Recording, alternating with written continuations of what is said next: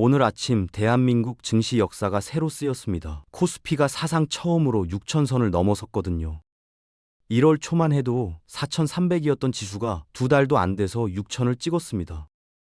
1,700포인트, 그러니까 무려 40%가 넘게 수직으로 솟아오른 겁니다. 트럼프의 관세 폭탄, AI 거품론, 미국 증시 흔들림, 이 모든 악재를 한꺼번에 삼키면서 말이죠. 그런데 지금 이 순간 많은 분들이 이런 생각을 하고 계실 겁니다. 이미 너무 많이 올랐는데 지금 들어가도 되는 걸까? 오늘 그 답을 드리겠습니다.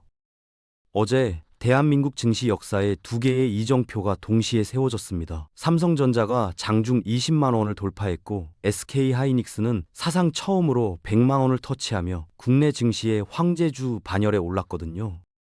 2만 전자, 100만 닉스, 투자자들 사이에서 몇 년간 꿈처럼 떠돌던 숫자들이 단 하루에 현실이 된 겁니다. 단순히 주가가 오른 게 아닙니다. SK증권은 하이닉스 목표 주가를 160만 원으로, 삼성전자는 30만 원으로 올렸고 노무라는 하이닉스 목표가를 무려 156만 원으로 제시했습니다.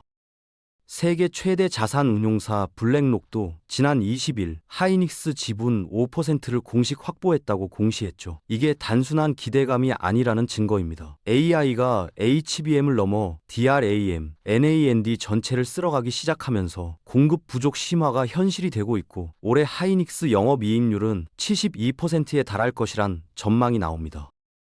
아직 재평가는 시작도 안 했다는 말, 이 숫자들을 보면 허언이 아닙니다. 오늘 개장 직후 개인 투자자들이 8천억 원을 순매수했습니다. 외국인과 기관이 차익을 실현하며 팔아치우는 물량을 개미들이 고스란히 받아낸 거죠. 그걸 보고 개인이 상투를 잡는다고 비웃는 사람들이 있습니다. 그런데 잠깐만요. 지금 주식걸 활동 계좌 수가 1억 개를 넘었습니다. 대한민국 인구 절반이 계좌를 들고 시장에 들어와 있다는 얘기입니다. 경기도 안산의 45살 직장인 C씨는 이렇게 말했습니다. 지인이 삼성전자에 1억을 넣어 큰 수익을 거뒀다는 얘기를 들었는데 그때 나는 고점이라고 생각해서 못 샀어요. 이게 지금 수많은 사람들의 현실입니다. 반도체 포모, 즉 나만 뒤처지는 것 같은 두려움이 확산되고 있거든요.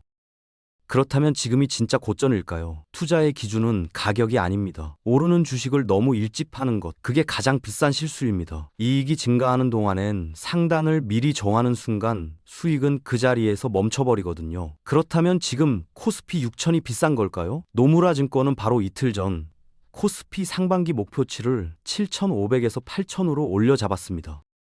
근거는 하나입니다. 한국 증시가 아직도 싸다는 거죠. 지금 코스피의 PBR은 1.3배 수준인데 대만은 2.8배, 미국은 3.6배가 넘습니다. 같은 이익을 내는 기업인데 한국이라는 이유만으로 절반 가격에 팔리고 있다는 얘기입니다. 그리고 올해 삼성전자와 하이닉스가 한국 전체 상장기업 순이익의 64%를 차지할 것이란 전망이 나옵니다. 이 이익 폭증이 밸류에이션 재평가와 만나는 순간 지수는 단순히 더 오르는 게 아니라 다시 태어나는 수준이 됩니다. 한국 증시가 18년 만에 박스권을 깨고 구조적 상승장에 진입했다는 말, 숫자가 증명하고 있습니다. 주변에서 이런 말 많이 들으셨을 겁니다. 코스피 4천 넘었을 때 사걸. 그런데 그 사람들 4천일 때도 똑같이 말했습니다. 3천 넘었을 때 살걸. 주식을 과거 가격에 비추어 판단하는 건 백미러를 보며 앞으로 달리는 것과 다를 바가 없습니다. 2024년 한국 증시는 전 세계에서 가장 많이 떨어진 시장이었습니다. 무려 23% 하락, 외환위기 이후 16년 만에 최악이었죠. 그 폭락이 있었기에 지금의 반등이 만들어진 겁니다. 2년을 합산하면 과열이 아니라 정상화입니다.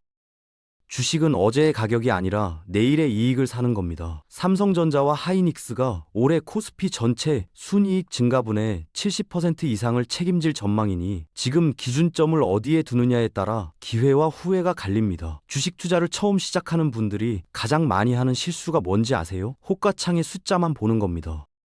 지금 얼마짜리인지만 따지는 거죠. 그런데 가격과 가치는 전혀 다른 개념입니다. 샤넬 가방이 300만 원에 팔리는 이유는 가방 원가가 300만 원이어서가 아닙니다. 브랜드가 가진 희소성, 장인의 기술, 그리고 시간이 지나도 유지되는 그 가치를 소비자가 인정하기 때문입니다. 오히려 시간이 지날수록 더 비싸지죠. 주식도 똑같습니다. 지금 삼성전자가 20만 원이냐 아니냐의 문제가 아니라 앞으로 30조, 40조 원의 이익을 꾸준히 벌어들일 기업을 지금 얼마에 살 수 있느냐의 문제입니다. 국제금융센터는 한국 주식의 밸류에이션이 과거 수준과 여타국 대비 여전히 매력적인 구간이라고 평가했습니다. 가격이 오를수록 더 무섭고 떨어질수록 더 사기 싫어지는 게 인간의 본능입니다. 하지만 그 본능을 이기는 사람이 결국 수익을 가져갑니다.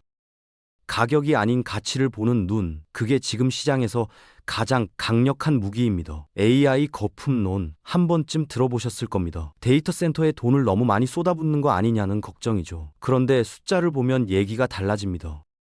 메타는 올해 설비 투자에만 1,350억 달러, 우리 돈으로 190조 원을 쓰겠다고 선언했습니다. 마이크로소프트는 데이터 센터 규모를 2년 안에 2배로 늘리겠다고 했고요. 이게 왜 멈추지 않을까요? 경제학자 케인즈가 말한 애니멀 스피릿, 동물적 본능 때문입니다.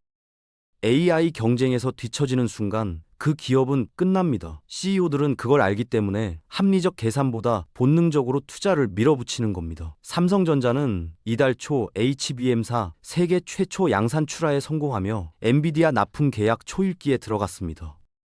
삼성증권은 이걸 두고 30년 만에 처음 보는 장기 대규모 IT 투자 사이클이라고 표현했습니다. 버블을 걱정하며 아무것도 안 하는 것보다 이 파도를 타는 게 훨씬 현명한 선택입니다. 지난해까지만 해도 개인 투자자들의 시선은 온통 미국을 향해 있었습니다. 서학개미라는 말이 유행했고 테슬라와 엔비디아에 수천만 원씩 넣는 게 당연한 시대였죠. 그런데 지금 그 돈이 다시 한국으로 돌아오고 있습니다. 이번 달 개인 투자자들의 코스피 순매수 금액이 4조 원을 넘어섰습니다. 외국인이 차익을 실현하며 빠져나가는 물량을 개인들이 고스란히 받아내고 있는 거죠. 일각에서는 이걸 두고 개미들이 상투를 잡는다고 합니다. 하지만 지금 시장에 들어오는 개인들은 과거와 다릅니다. 부동산 대신 주식을 선택한 3, 40대, 퇴직금을 굴릴 곳을 찾는 50대, 미국 주식 수익을 한국으로 옮기는 투자자들이 한꺼번에 몰리고 있거든요. 이 자금의 규모는 단타로 치부하기엔 너무 크고 묵직합니다. 외국인이 팔고 개인이 사는 흐름, 이건 시장이 무너지는 신호가 아니라 주인이 바뀌는 신호입니다. 바로 이틀 전 국회에서 역사적인 법안 하나가 통과됐습니다. 자사주 소각 의무화를 골자로 한 3차 상법 개정안이 법사위를 통과한 겁니다. 신규로 취득한 자사주는 1년 이내에 반드시 소각해야 하고 기존에 쌓아두던 자사주도 1년 6개월 안에 없애야 합니다. 쉽게 말하면 기업이 돈을 벌면 그걸 땅에 묻거나 서랍 안에 쌓아두지 말고 주주에게 돌려주라는 겁니다. 그동안 한국 기업들은 이익이 나도 자사주를 쌓아만 두고 그것을 오너 일가의 지배력 강화나 임직원 보상에 활용해왔습니다. 주주들은 구경만 해야 했죠. 이게 바로 코리아 디스카운트의 핵심이었습니다. 자사주를 소각하면 시장에 떠도는 주식수가 줄어들고 한 주당 이익이 자동으로 올라갑니다. 배당은 올해만 받고 끝이지만 소각은 영구적입니다. 주주 입장에서는 아무것도 안 해도 내 주식의 가치가 올라가는 구조가 만들어지는 겁니다. 코리아 디스카운트 해소, 이제 제도가 뒷받침하기 시작했습니다.